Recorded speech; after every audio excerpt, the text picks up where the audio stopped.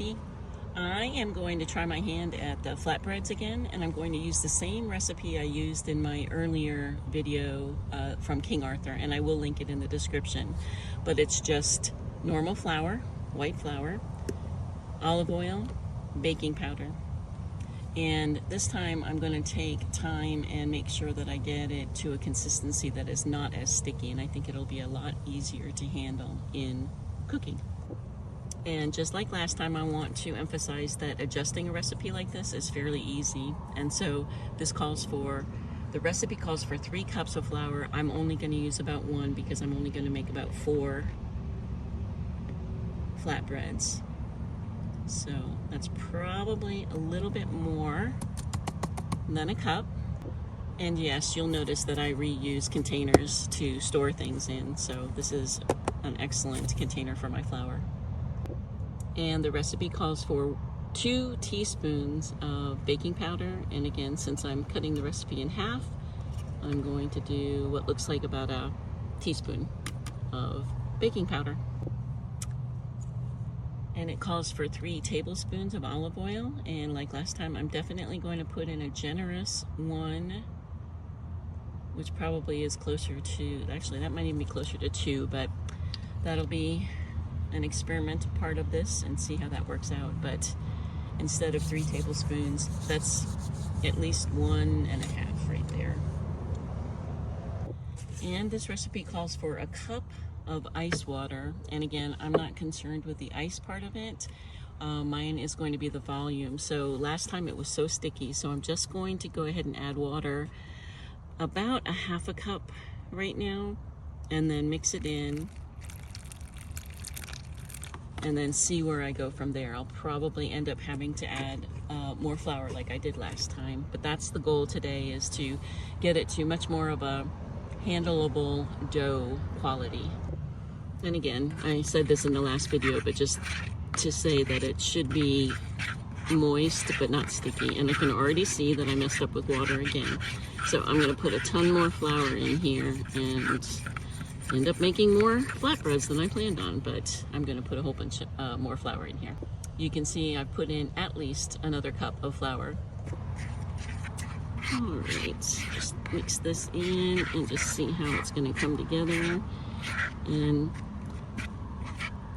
when you talk about doughs and things like that, this is at a point where it's called shaggy. You can see that it's breaking apart and it's rough. It's not like very consistently smooth or round or even something that I could handle yet with my hands.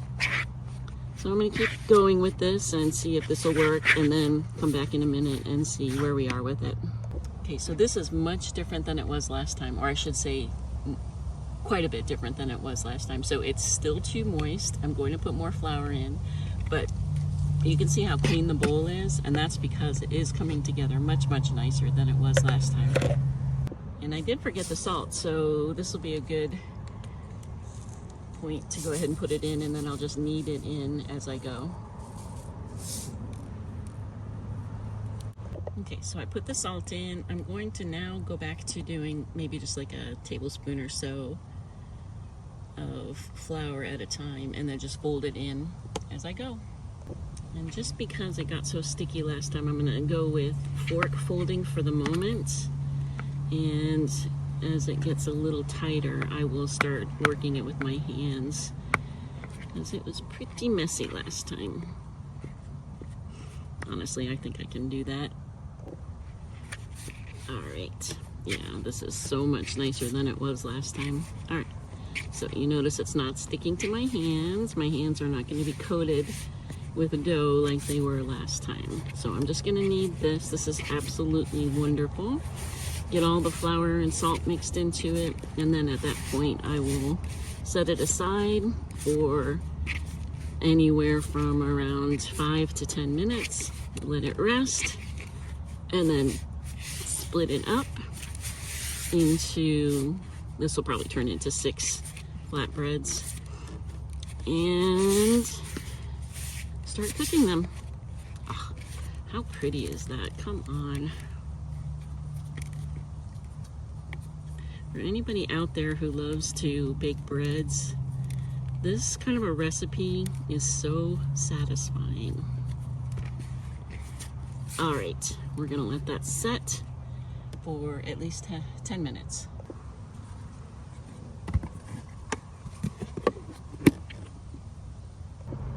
All right, this is after resting, so it is in good shape, and I think I'm gonna go ahead and stick with just 4 flatbreads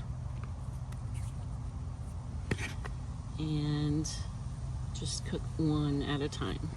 See how they go. Oh my gosh, these are so beautiful.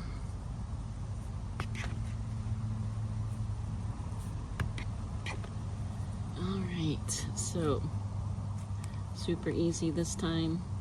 They're a little sticky, but they are not bad at all. And I'm going to go ahead and spread each one out into a disc and then get cooking.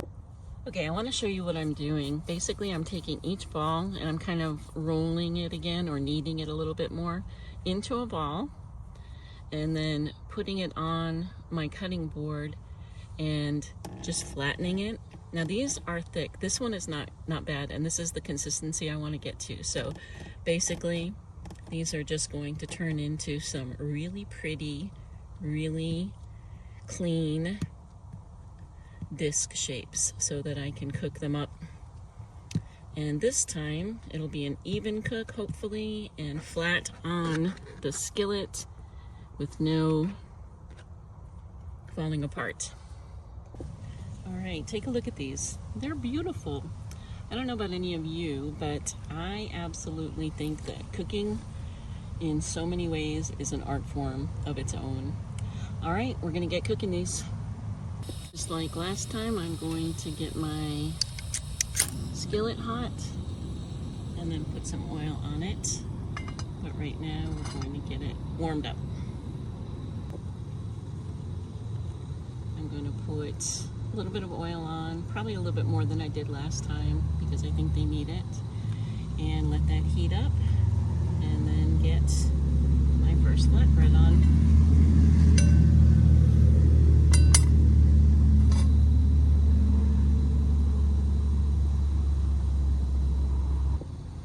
One of the beautiful things about this carbon steel pan is that it heats very well, very hot, and sometimes very fast. So we're going to put the first one on.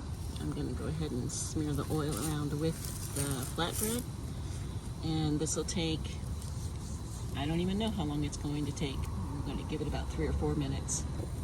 In my other video on the flatbreads, I told you that it sounds a certain way, and so if you can hear that scratch, that means that it's cooking up on the bottom, and those are the sounds I'm looking for, but I'm not going to turn it over yet. All right, I don't know if you can see the smoke, but it's smoking pretty good, so I'm going to take a look at it, and it's not quite ready. I want some char marks on there, so I'm going to go ahead and leave it on for a little while longer and see how it goes. Okay, so 2 things are going on right now. It's smoking, but I can also smell and hear that it's much different than it was a couple of minutes ago. So I'm going to turn it over, and it's not like dark, and it's also going to be a little bit chewy inside, so I think that's okay. Well, it is okay for me, but I'm going to go ahead and let this cook. I think I'll put a little bit more oil on here and cook it in some more oil. Because technically we are frying it.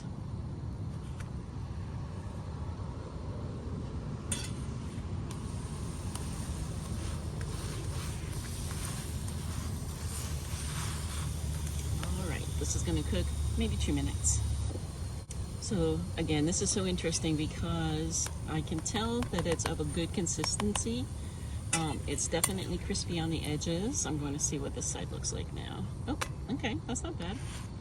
So I am going to move on to the next one. It's definitely chewy inside, so maybe could use a couple more minutes, but I'm not going to worry about that at the moment.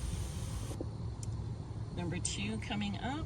And I put a little bit more oil on for this one, and this one is actually a little bit thinner than that first one was, so it's going to be interesting. Everything's interesting to see how it's going to turn out, because it's all an experiment anyway, right? See how that goes. Okay, I'm gonna turn this one over and probably turn my heat down and let them cook a little bit longer, because I can tell with that first one that it's a little chewy on the inside. This is looking really good. So I added a little bit extra oil, or I should say more volume oil than I did for the first one. And I'm gonna turn the heat down just a little bit to let it cook a little bit longer. And add a little bit more oil. Okay, this is much better. I'm gonna take it off in maybe about 30 seconds and then cook up my last two and kind of show you what the insides of them look like and see if I have them cooked all the way through. But this one is looking really good.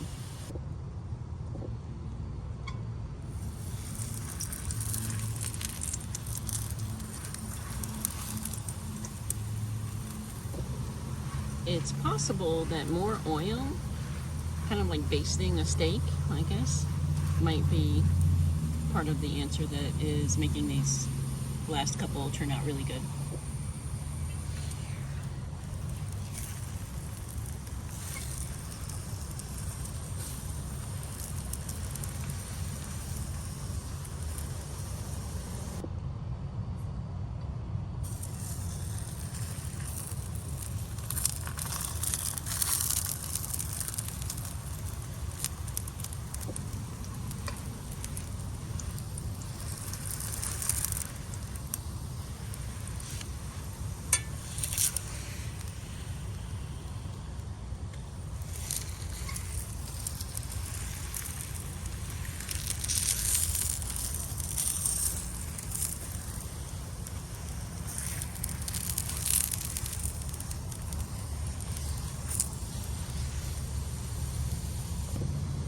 Before I eat this first one that I made completely, I don't know if you can see quite the inside. It's not as undone as I thought it would be.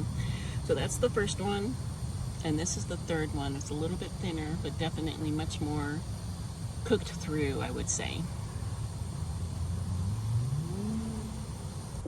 Okay, I turned the heat off. I'm just gonna let this one sit on the pan while it cools down a little bit and just let it kind of cook through and absorb the oil. And then I'll show you the finished product and how I dressed them up today. Such a better outcome this time. So I've got a mostly eaten and then the rest that I'll dress up, and I'll show you how I'm gonna do them in a minute.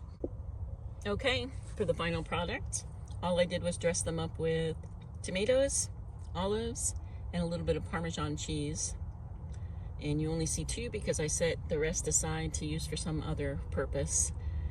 Anyway, these turned out fantastic. I'm really happy with them, and they would also make a really great fast pizza.